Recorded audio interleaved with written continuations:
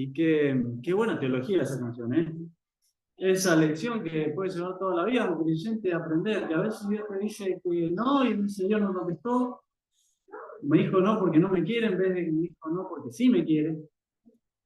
O como dice la Escritura, que el Señor quiere que perseveremos en la oración. Si hay que perseverar es porque a veces llega un tiempo de pedir, pedir, pedir hasta que se cumple el tiempo de Dios, hasta que entramos en perfecta sintonía con Dios para que Él pueda concedernos lo que estamos pidiendo. Siempre usó la Iglesia históricamente la música, la himnología. Tiene que dice Colosenses, cantando en vuestros corazones con gracia al Señor, con salmos, himnos y cánticos espirituales. Cubriendo, digamos, una gama quizá de estilos, de formas, de culturas, pero la música ha sido un vehículo importante para llevar la palabra, para memorizar la palabra. Creo que los que hemos tenido la bendición de estar en la escuelita bíblica de chicos hemos incorporado lecciones que son verdades aprendidas por medio de la música. Es cierto que un niño puede recibir e incorporar cosas negativas, cosas mentirosas, cosas malas, pero si lo que se le enseña es verdad, entonces lo que atesora es verdad. Y si lo que se le predica es el Evangelio, el niño lo cree, entonces el niño llega a la fe verdadera. Y esta me parece que ha sido una canción de mucha bendición y muy bien contenida. Quisiera que me acompañe en la Biblia a un pasaje. Vamos a leer una historia que está en el libro de Éxodo. Éxodo capítulo 14. Es un pedacito de la historia de Moisés.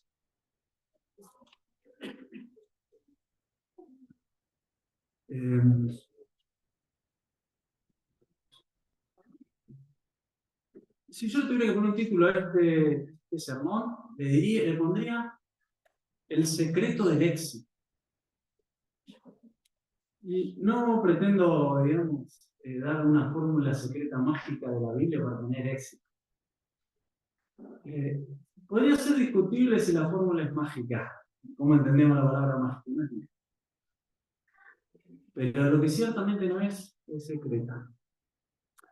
Aquí en la historia de Moisés vamos a ver algo que en realidad está diseminado y visible en toda la Biblia. Y es como Dios considera que uno puede llegar a ser una persona exitosa. Si uno en el mundo en el que nos vamos habla del éxito o el secreto del éxito, probablemente enseguida lo que viene a la mente es lo económico, ¿no? Personas que o que llegan a tener mucho dinero o que tal vez hacen una carrera artística o profesional de renombre. Fama, poder y dinero suelen ser, en el mundo en el que nos vivimos, que nos movemos, casi siempre sinónimo de éxito. Pero la Biblia presenta otra cosa. Y los que hemos caminado con el Señor, hemos experimentado en nuestra vida, digamos, que lo que la Biblia dice es verdad. Y también el mundo mismo se ha fiado de ver que sus fórmulas no funcionan, pero sigue el enemigo y el sistema proclamando el mismo secreto. La Biblia enseña que obedecer a Dios, ajustarse a la palabra de Dios, obedecer a Dios, es el camino para tener éxito a los ojos de Dios. El objetivo de este tiempo compartido sería animarnos nosotros a obedecer a Dios por fe. Que esta charla pueda servirnos para eso, para que nos animemos a dar pasos de obediencia en fe. Hay un teólogo alemán, Dietrich Bonhoeffer, fue asesinado por los nazis un mes antes que termine la guerra, y él decía, solo el que cree, obedece. Y solo el que obedece, cree. No es lo mismo fe y obediencia, pero son casi dos caras de la misma moneda. Está tan ligado porque obedecer a Dios no es solamente exteriormente, es creerle a Dios. Entonces solo obedece el que está creyendo. Y además solo cree el que obedece, porque uno puede decir que cree en Dios, pero si después no lo lleva a la práctica, en realidad uno no cree. Y eso es lo que la Biblia lo enseña de muchas maneras. Nosotros llegamos al contacto con Dios, al contacto salvador con Dios, a la fe salvífica, por medio de creer el Evangelio. Pero es también obedecer el Evangelio. No es que hacemos un montón de obras y al final, si el balance va más o menos bien, Dios nos perdona. Es que Dios tiene una orden que nos arrepentamos. Dios tiene un veredicto. Somos pecadores y tenemos que volvernos a Él y confiar en Cristo. Y nosotros podemos resistirnos en desobediencia o obedecer al Evangelio. Y ahí obedecer y creer están tan unidos. Entonces podríamos decir que el secreto del éxito a ojos de Dios es obedecerle. Tal vez si hay entre nosotros alguien que todavía no está seguro si es un hijo de Dios, si pertenece a la familia de Dios, si ha nacido de nuevo. Quizá al escuchar este ejemplo y estas palabras pueda también ser exhortado y tocado por el Espíritu Santo a dar este paso de obediencia que es humillarse y creer en el Evangelio. Miren, la historia que vamos a ver es de Moisés, está ahí en Éxodo 14. Para Moisés parece que el secreto del éxito era bastante sencillo. Sencillo de entender, quizá no tan sencillo de obedecer. Él tenía 80 años, pero era 80 años con un vigor tremendo, porque todavía tenía 40 años más de estar caminando por el desierto, así que Dios le dio una energía sobrenatural a este hombre que llegó a los 120 y murió a los 120. Y de esos 80 que ya tenía, primero se le caía el termo. Decís que es de inmortal. Si fuera un campamento le pediría que le pasen mate al predicador, pero no. Los primeros 40 años de Moisés, él estuvo como instruyéndose en la universidad, a lo mejor, en todo, digamos. No era una universidad, pero era la escuela, ahí estaba la filosofía, estaba la astronomía, estaba la táctica de guerra, la lectura. Y otros 40 años que siguieron, él estuvo entrenando en campo, podríamos decir, que fue en el desierto con las ovejas, porque él tenía una tarea que hacer que requería toda esa multitud de funciones, y Dios lo entrenó. Y él llega. Y era muy sencillo, estaba preparado, solo tenía que obedecer. Pero el asunto es que a veces a nosotros también nos pasa eso. La consigna es muy fácil, hacer lo que Dios te dice. Y el secreto del éxito, pero llevarlo a la práctica tantas veces, pone un desafío grande para nosotros, por varias razones que involucran la fe. Entonces, vamos a leer un poco este pasaje, así nos ponemos en contexto y después sacamos algunas lecciones de lo que quiere decir. Miremos primero Éxodo 14, del 1 al 4. Habló Jehová a Moisés, diciendo: di a los hijos de Israel que den la vuelta y acampen delante de Pi-Hahirot, entre Migdol y el mar, hacia Baal-Zephón. Delante de él acamparéis junto al mar. Porque Faraón dirá de los hijos de Israel: encerrados están en la tierra, el desierto los ha encerrado. Y yo endureceré el corazón de Faraón para que los siga, y seré glorificado en Faraón y en todo su ejército, y sabrán los egipcios que yo soy Jehová. Y ellos así lo hicieron. ¿Qué es lo que estaba sucediendo? Moisés, por medio del poder de Dios y después de las 10 plagas, saca al pueblo de Israel de Egipto. Hacen un censo, el censo da unas 600.000 personas, pero solo contaban los varones que estaban como en edad de guerra, o sea, de 20 para arriba, como hasta los 60. Entonces, en esos 600.000 no están incluidos ni los varones más jóvenes, ni los más viejitos, ni las mujeres. Entonces, tal vez había 2 millones de personas, no sabemos, pero una cantidad de gente salen por el desierto. Se escapan de cierta manera porque Dios les empieza a decir a Faraón que les permita esto, que les permita aquello, y no. Entonces Dios empieza a mandar todas sus plagas, despojan Egipto y finalmente se van. Y Dios les dice acá a Moisés: hagan esto, andá, da la vuelta y acampen delante de Pi-Hahirot, entre Migdol y el mar hacia Baal-Zephón. Porque Faraón, cuando se entere, va a decir: el desierto los encerró. Y le dice: vayan con la caravana y métanse en un lugar que van a quedar entre los montes, el desierto y el mar, van a quedar trabados. Y la única escapatoria va a ser el lugar por el cual va a venir el ejército perseguido. Entonces Dios le dice a Moisés algo que quizás Moisés no hubiera hecho. Lleva a la multitud y sabe que si se mete ahí, vieron que uno a veces lo ve, no sé si ustedes han estado involucrados en batallas o en alguna película de guerra, pero ven que a veces toman decisiones estratégicas. Metete entre los árboles porque ahí los helicópteros no te van a ver, o si te escapas al desierto, ¿cuánto se ve? Un rato el desierto te mata, digamos. No hay agua, el sol es abrasador, no hay camino.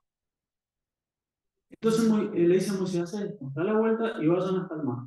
Tocan con el mar, desierto, monte, mar, y saben lo que va a pensar Faraón: están encerrados. ¿Y qué dice el verso 4 al final, y ellos así lo hicieron. O sea que llevó la caravana, que no eran solo el ejército, eran las mujeres, los niños, los ancianos, el ganado, los enfermos, todos los enseres, y quedan ahí.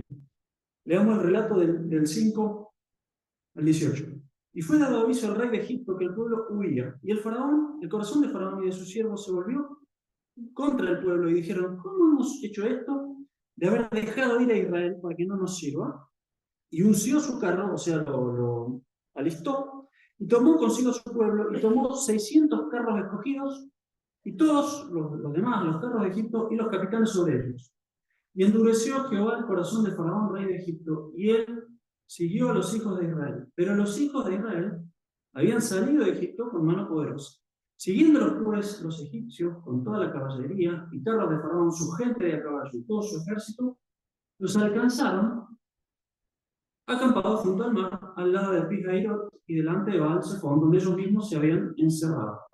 Y cuando Faraón se hubo acercado, los hijos de Israel alzaron los ojos, y he aquí que los egipcios venían tras ellos. Porque los hijos de Israel temieron en gran manera y clamaron a Jehová. Y dijeron a Moisés: ¿no había sepulcros en Egipto de que nos han sacado para que muramos en el desierto? ¿Por qué has hecho así con nosotros que nos has sacado de Egipto? ¿No es esto lo que te hablamos en Egipto diciendo: déjanos servir a los egipcios? Porque mejor nos fuera servir a los egipcios que morir nosotros en el desierto. Frenemos acá. ¿Ven lo que le pasa? Porque creo que nos podemos identificar con Moisés. Él era el encargado de llevar al pueblo. Dios le dice: sacalo, y Dios lo saca. Dios le dice: hacer milagros, Dios lo hace. Después Dios le dice: ahora metete en el encierro. Él se mete, se viene el enemigo. Y ahí viene la gente y dice: pero no, nosotros te dijimos. Estábamos mal en Egipto, pero mejor mal conocido que bueno por conocer. Estábamos mal, pero por lo menos íbamos a tener sepultura, por lo menos nos íbamos a dormir. Ahora estamos acá y viene el ejército. No era mejor morir ahí. Y entonces Moisés empieza a tener una gran presión, la prueba de su fe, y es lo que lo va a poner a él en una condición si él va a obedecer o no, y también el pueblo. Y es ahí donde creo que nosotros vemos que no tengamos un ejército de 2 millones de personas atrás, que muchas veces nosotros nos podemos encontrar en situaciones similares. Miren lo que dice el verso 13. Y Moisés dijo al pueblo: no temáis, estad firme y ved la salvación que Jehová hará hoy con vosotros, porque los egipcios que hoy habéis visto nunca más, para siempre los veréis. Jehová peleará por vosotros y vosotros estaréis tranquilos. Entonces Jehová dijo a Moisés: ¿por qué clamas a mí? Di a los hijos de Israel que marchen. Y tú, alza tu vara, extiende tu mano sobre el mar y divídelo, y entren los hijos de Israel por el medio del mar en seco. Y aquí yo endureceré el corazón de los egipcios para que los sigan. Y yo me glorificaré en Faraón y en todo su ejército, en sus carros y en su caballería. Y sabrán los egipcios que yo soy Jehová cuando me glorifique en Faraón, en sus carros y en su gente de a caballo. No sé si tienen presente el mapa, pero Egipto está al noreste de África e Israel, la tierra donde iban, está en Asia. Lo que hay en el medio es la península del Sinaí y hay un pedacito de mar que es el Mar Rojo. Si lo tienen presente, el Mar Rojo es un golfo bien grande que tiene 2 puntitas. Y en el medio de esas 2 puntitas está el monte Sinaí. Entonces, lo que hizo Israel fue salir de Egipto, ir hacia el este, y se encuentran con el mar. Y lo que iba a hacer Dios, que es lo que sigue diciendo el relato, es que ese bordecito del Mar Rojo, pero digamos era chiquito en el mapa porque era imposible de cruzar, un bracito del mar, lo abre y cruzan por ese camino en seco. Miren cómo sigue el verso 19. El ángel de Dios iba delante del campamento de Israel. Que iba, se apartó e iba en pos de ellos, o sea, atrás. Y asimismo, la columna de nube que iba delante de ellos en el cielo, se apartó y se puso a sus espaldas, e iba entre el campamento de los egipcios y el campamento de Israel. El de los egipcios era ejército, puro ejército, carros y soldados. El de Israel era gente, familia, ganado, todo. Y era nube y tinieblas para aquellos, y alumbraba a Israel de noche. Y en toda aquella noche nunca se acercaron los unos a los otros. O sea, el ejército no logró caer sobre Israel esa noche. Verso 21.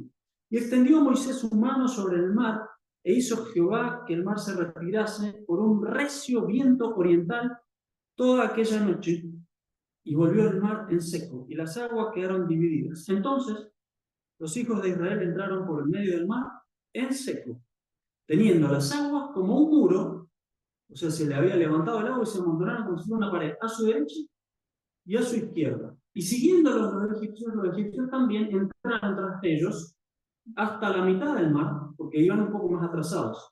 Toda la caballería del faraón, sus carros y su gente de caballo. Aconteció a la vigilia de la mañana que Jehová miró el campamento de los egipcios desde la columna de fuego y nube y trastornó el campamento de los egipcios y quitó las ruedas de sus carros y los trastornó gravemente. Entonces los egipcios dijeron: huyamos de delante de Israel porque Jehová pelea por ellos contra los egipcios. Y Jehová dijo a Moisés: extiende tu mano sobre el mar para que las aguas vuelvan sobre los egipcios, sobre sus carros y sobre su caballería. Entonces Moisés extendió su mano sobre el mar, y cuando amanecía, el mar se volvió en toda su fuerza. Y los egipcios, al huir, porque se pegaron la vuelta, se dieron cuenta que Dios los extendía, al huir se encontraban con el mar. Y Jehová derribó a los egipcios en medio del mar. Y volvieron las aguas y cubrieron los carros y la caballería y todo el ejército de Faraón que había entrado tras ellos en el mar. No quedó de ellos ni uno. Y los hijos de Israel fueron, como un resumen de todo el relato, fueron por el medio del mar en seco, teniendo las aguas por muro a su derecha y a su izquierda. Así salvó Jehová aquel día a Israel de mano de los egipcios. E Israel, este fue el panorama que vieron al amanecer en la costa del mar. E Israel vio a los egipcios muertos a la orilla del mar.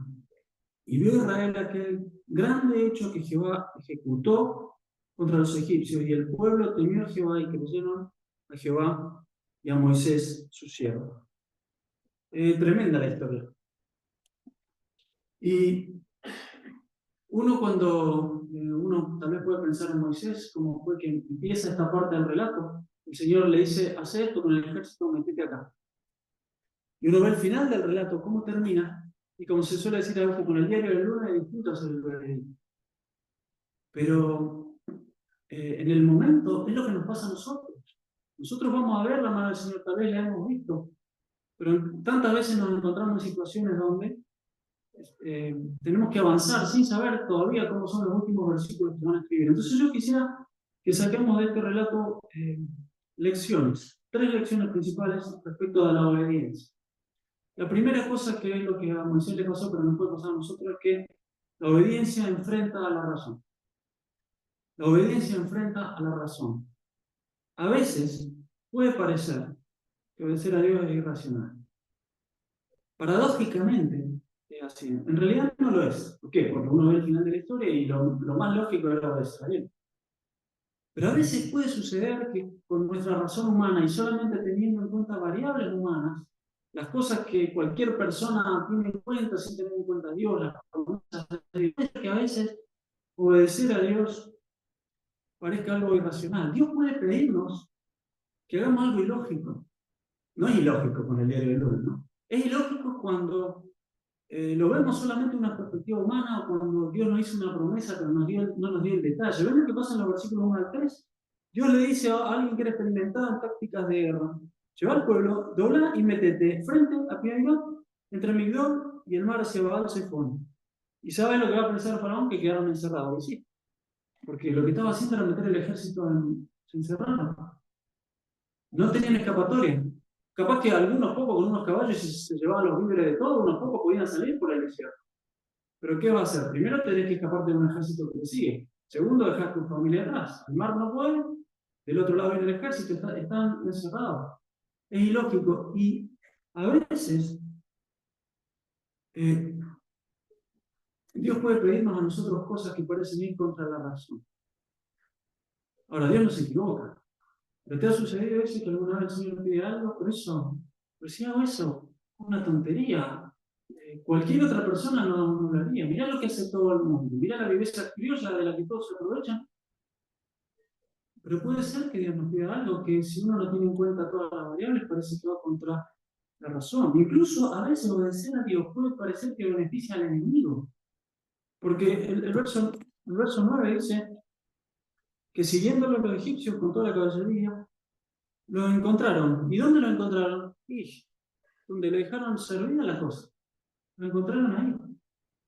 No puede ser que a veces en un conflicto familiar, en un conflicto laboral, en las relaciones con otras personas, en nuestras decisiones económicas, lo que tenemos que hacer es obedecer a Dios, parezca que estamos beneficiando al enemigo. Pero a veces sucede así. ¿Conocen la historia? No sé si en la escuela la han visto. En agosto del 1812 ocurrió el éxodo jujeño, eh, bajo el mando del general Manuel Belgrano, y toda la población de Jujuy y de ahí a los alrededores tuvieron las instrucciones de retroceder. El ejército de los españoles venía del norte, del Alto Perú, y el objetivo era la revolución por América. Había que enfrentar al ejército. ¿Qué están haciendo? Lo contrario, parece que están beneficiando al enemigo. Nos vamos, le dejamos el lugar, retrocedemos como 300 y pico de kilómetros hacia el lado de Tucumán. Pero la orden de hacer eso, aplicaron la política esa de tierra quemada, o sea, nos vamos y quemamos toda la cosecha, o la cosechamos o la quemamos. Las casas las destruimos y después que las rompemos, todo dejamos lo que sea campo raso.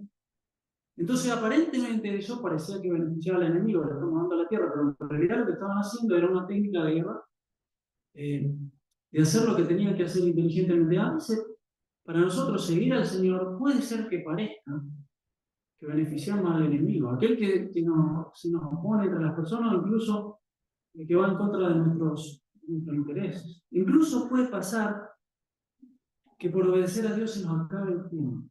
El tiempo parece acabarse a veces. A veces parece que llegamos al límite de nuestra resistencia. El verso 10 dice que cuando Faraón se acercó, los israelitas miraron y ya los tenían encima, ya no había qué hacer.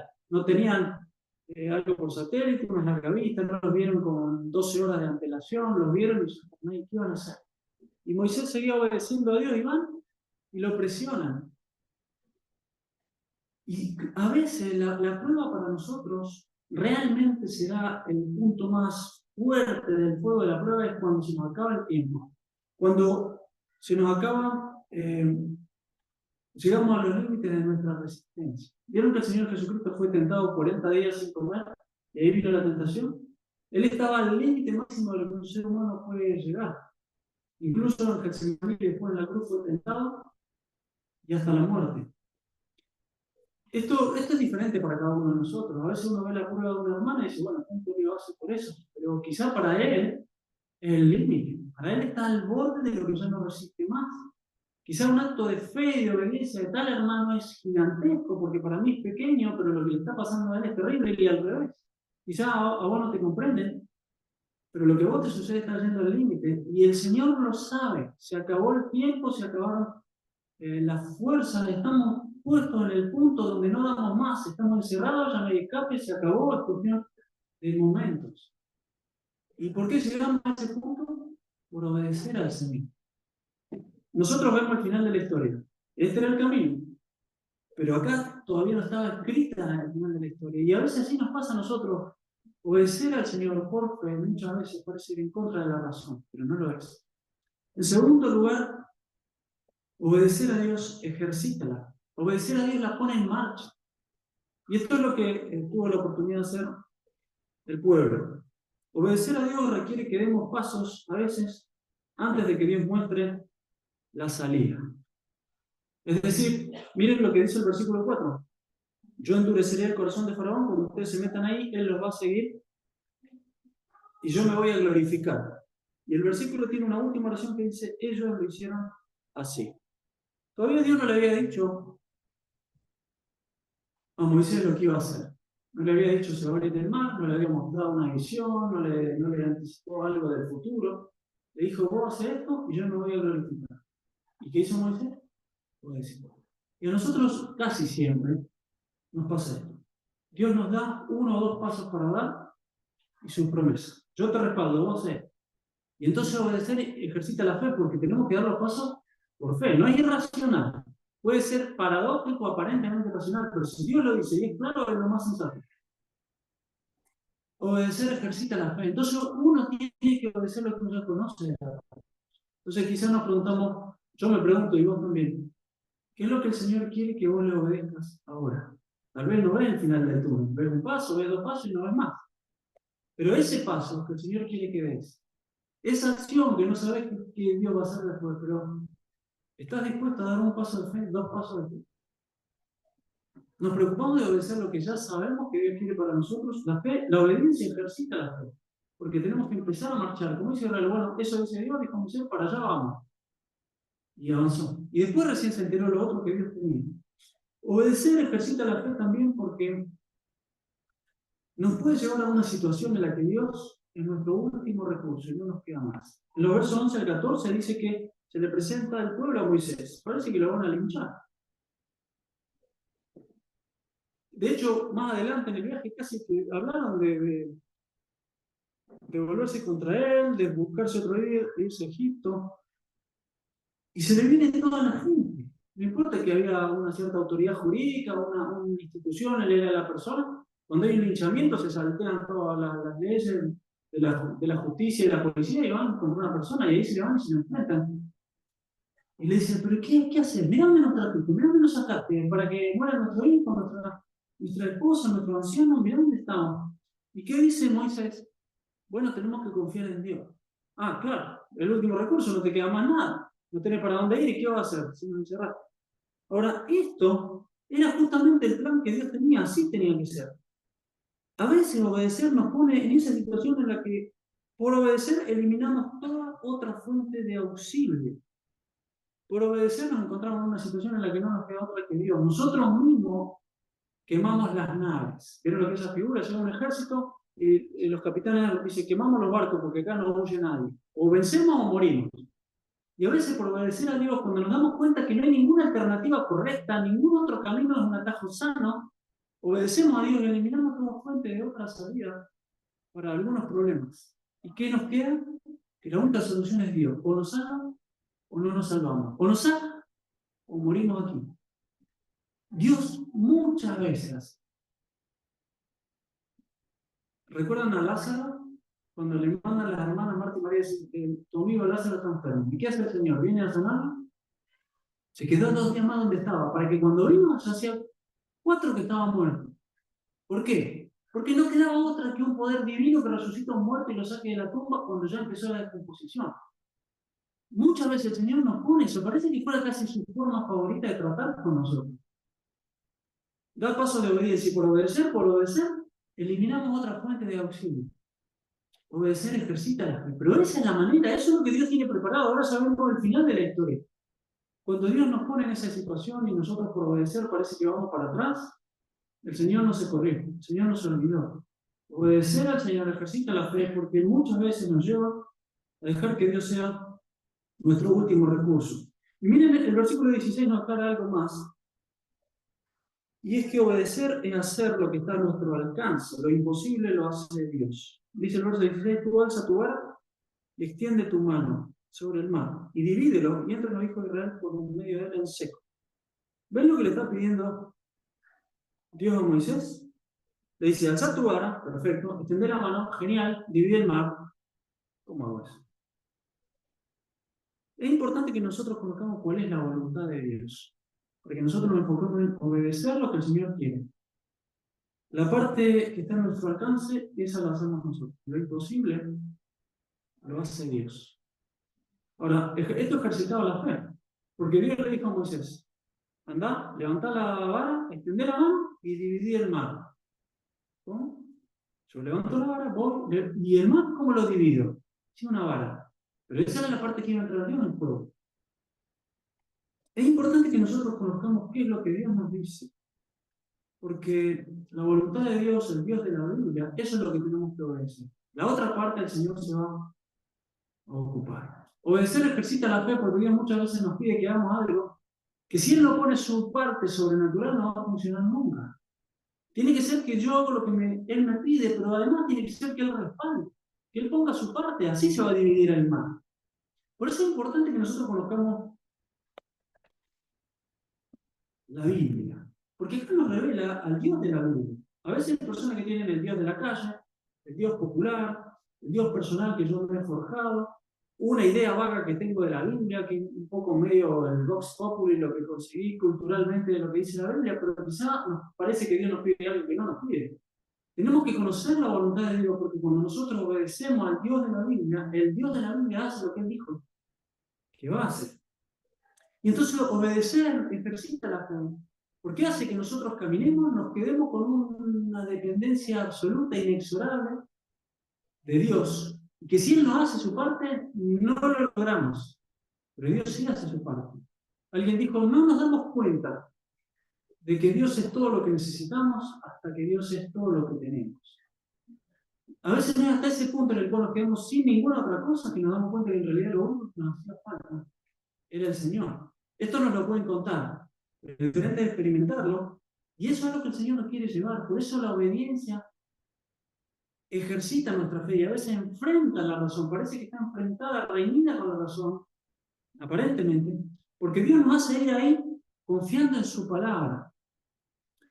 Pero finalmente, lo que hace la fe, el resultado es que en la obediencia, es que la obediencia eleva el nivel de madurez espiritual. Dijimos primero, la obediencia enfrenta a la razón, la obediencia ejercita la fe, pero finalmente la obediencia eleva el nivel de madurez espiritual. Es ahí cuando obedecemos por la fe que nosotros crecemos, que realmente crecemos. A veces crecemos adquiriendo una porción de información y conocimiento, de práctica, pero lo que produce este crecimiento, esta madurez, es cuando nosotros ejercitamos, cuando nosotros ponemos en práctica. Y la obediencia nos permite eso. En primer lugar, porque Dios siempre recompensa la obediencia. ¿Vieron el resumen que hace la historia del verso 29? Los hijos de Israel fueron por el medio del mar en seco, teniendo las aguas por muro a su derecha y a su izquierda. ¿Ven? Para escribir este versículo, es decir, Israel pasó por el medio del mar, en seco. Se le abrió, había una pared de agua, pasaron en seco, se volvió a juntar. Primero, tuvieron que sufrir el terror de que el ejército casi los alcanzaba, el terror de tener ganas de matar a Moisés, la obediencia contra todo pronóstico, porque nunca había sucedido una cosa así. Pero después, Dios recompensó la obediencia. Eso es una de las grandes glorias y victorias de Israel y es para nosotros también una de las grandes ilustraciones que fortalecen nuestra fe. La historia está escrita, Dios recompensó la obediencia, pero primero fue necesario obedecer y saber qué es lo que Dios quiere. Dios no recompensa al que hace, o mejor dicho, no es que Dios hace lo que nosotros nos antoja, Dios hace lo que Dios prometió hacer. Dios recompensa la obediencia a su palabra, Dios dispensa sus bendiciones conforme a su amor y benevolencia, pero espera de nosotros obediencia. Y entonces cuando nosotros obedecemos y recibimos que Dios aprobó y bendijo, nuestra fe es acrecentada, nuestro nivel espiritual es elevado. También hay una cosa que me parece a mí una de las cosas más importantes que Dios quiere para tu vida y para mi vida por medio de la obediencia. Y que lo vive Israel. Dios muestra lo que de otro modo nunca se hubiese visto por medio de la obediencia. El estado posterior es mejor que el estado anterior. ¿A Israel lo mató Egipto? No. ¿Lo alcanzó el ejército y lo liquidó a todos? No. Pero eso era verdad antes de cruzar el mar y después de cruzar el mar. Era el mismo Israel y Egipto no lo alcanzó, pero eran distintos. Miren lo que dice el verso 30 y 31. Así salvó Jehová en aquel día de Israel de mano de los egipcios. Israel vio a los egipcios muertos a la orilla del mar. ¿Saben cómo quedó en la retina de todas esas personas lo que después le tenían que contar a la generación siguiente la salvación de Dios? Ver los cuerpos muertos. Algunos se habían encontrado al faraón flotando por ahí, otro un carro. Dice que tenía 600 carros escogidos, además de todos los otros carros. Era el ejército del imperio del momento. Eso los perseguía. Por eso ellos, aunque eran un número mayor, dijeron, no, imposible, esto es un ejército entrenado, acá nos liquidan a todos. Y después que ven flotando los cuerpos de los egipcios. Era la misma gente, pero era distinta esa gente. Porque lo que vieron, lo que experimentaron, lo que les pasó, no era lo mismo que si no les hubiera pasado. Eso es lo que sucede con las pruebas de nuestra fe. Nosotros conocemos a Dios de una manera que no lo hubiéramos conocido si no pasamos por las pruebas. Y eso es lo que Dios quiere con vos. Y a veces nosotros renegamos. ¿Por qué el Señor me permite esto? ¿Por qué pasa tanto tiempo? Justo nos encerramos, justo viene ahora el ejército. ¿No podía el Señor salvarnos de otra manera? Esa manera eligió Dios, porque esa era la manera en la que las personas iban a crecer. ¿Saben que 40 años después, cuando Israel, ya la generación siguiente, entra a la tierra prometida en Jericó, la que los ayuda es una mujer ramera que vivía sobre el muro de la ciudad. ¿Saben lo que les dice? Miren, nosotros sabemos, acá se corría la bolilla.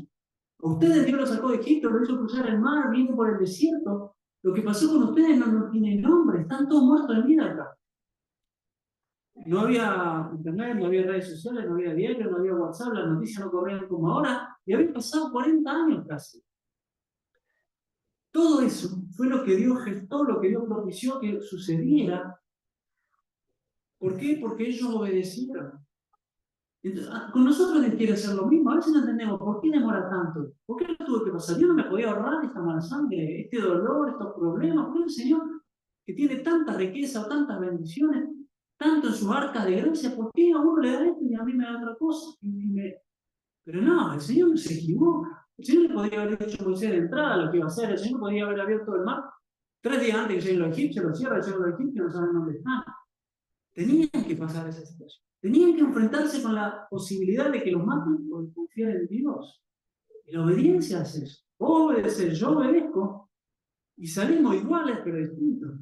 Hemos crecido, conocimos a un Dios que antes era más lejano, ahora tenemos un Dios mucho más grande, ahora es de primera mano. La obediencia le da a nivel espiritual.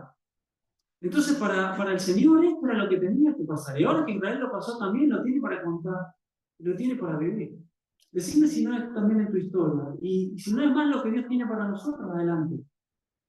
Pruebas de fe, un fuego que no queremos, pero vamos a salir de ahí y vamos a ser los mismos, pero vamos a ser otros.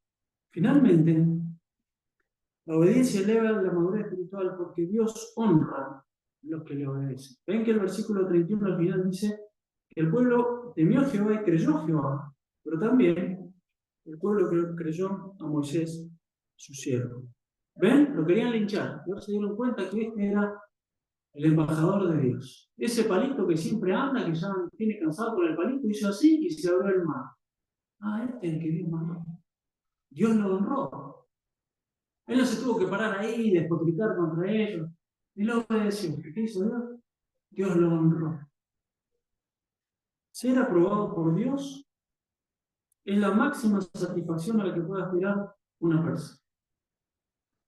Cuando llegue el final de tu vida, ¿va a haber sido un éxito o un fracaso? Depende del criterio que uses para medir. ¿Fuiste exitoso en tu profesión? ¿Tuviste lo que aspiraste? ¿Juntaste dinero? ¿Te respetó la gente? ¿Adquiriste conocimiento? No sé, ¿qué sería lo que para uno es el criterio del éxito? La Biblia dice que ser aprobado por Dios. Eso es lo que tenemos que apuntar. Y la aprobación de Dios viene por la obediencia. Dios no quiere que seas un genio o una genia, que uses todo lo que tenés, tus capacidades, tu inteligencia, tu servicio, pero Él quiere fidelidad y obediencia. Eso lo quiere. Y cuando uno obedece, el Señor aprueba. Cuando Dios aprueba, cuando Dios honra, uno experimenta lo que es Dios me aprueba. A veces la gente se da cuenta. Algunas aprobaciones van a estar solo en la eternidad. Dios va a decir, esto estuvo bien, esto recompensa. Por eso el Señor dijo, algunos primeros serán postreros y postreros serán primeros. Pero muchas veces sucede en esta vida, como le sucedió acá a Moisés. Dios honró. Dios lo vindicó. Y cuando uno tiene la aprobación de Dios, la sensación personal de decir, yo hice lo que el Señor quería, el Señor me aprobó, puso el sello de aprobación, uno experimenta la paz y la presencia de la honra y la aprobación del Señor. Nada tiene comparación con eso, nada se compara con eso. Por eso también la obediencia, no solamente, aunque a veces va aparentemente en contra de la razón y pone a prueba nuestra fe, la obediencia termina elevando nuestra vida espiritual. La obediencia nos hace crecer.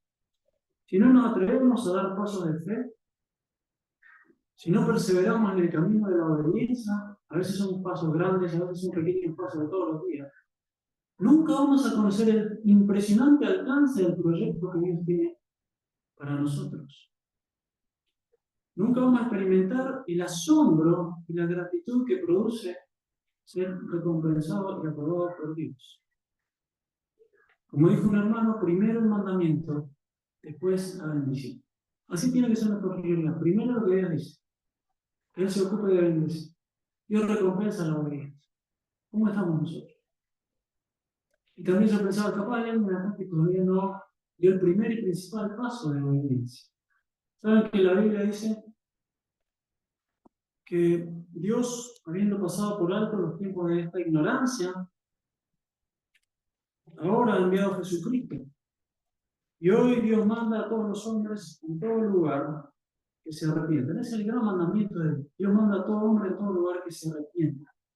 Por cuanto ha establecido un día en el cual juzgará al mundo con justicia por aquel varón a quien designó, dando fe a todos con haberle resucitado de los muertos. Este es el primer y principal paso de obediencia que todo ser humano tiene que dar. Tiene que obedecer al Evangelio. Tiene que arrepentirse de sus pecados y creer en Jesucristo. Jesucristo dio su vida para que nosotros podamos ser perdonados. Y el primer y básico y principal paso de obediencia es que la persona se arrepienta y venga al Señor. ¿Y sabe lo que va a suceder? Aunque alguna cosa parezca contra la razón, arrepentirse y creer en Jesucristo va a ser lo más lógico. Obedecer al Señor y venir al Evangelio va a ser un paso de fe. Obedecer al Evangelio y rendirse. Depositar la confianza de tu alma solamente en la cruz de Jesucristo va a ser que despierte tu vida espiritual. No va a ser la religión, no van a ser los cambios de fe. Cuando cada uno de ustedes, como hice yo un día y muchos lo hemos hecho, cada uno se arrepienta de sus pecados y crea en la cruz de Cristo como único y suficiente medio de salvación del alma, uno va a despertar a la vida espiritual. Y uno va a confiar solo en Jesucristo. Y va a entregar su corazón. Yo les invito a que oremos, a que pensemos en este momento en lo que la palabra nos ha enseñado. Cada uno de nosotros tiene su vida, su estado delante de Dios, cada uno sabe en qué cosas tiene que dar pasos de obediencia, qué es lo que el Señor está reclamando.